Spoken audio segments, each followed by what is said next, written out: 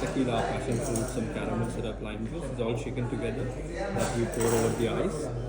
And the other glass we have chartreuse and absinthe. Both are the herbaceous liquor we are using.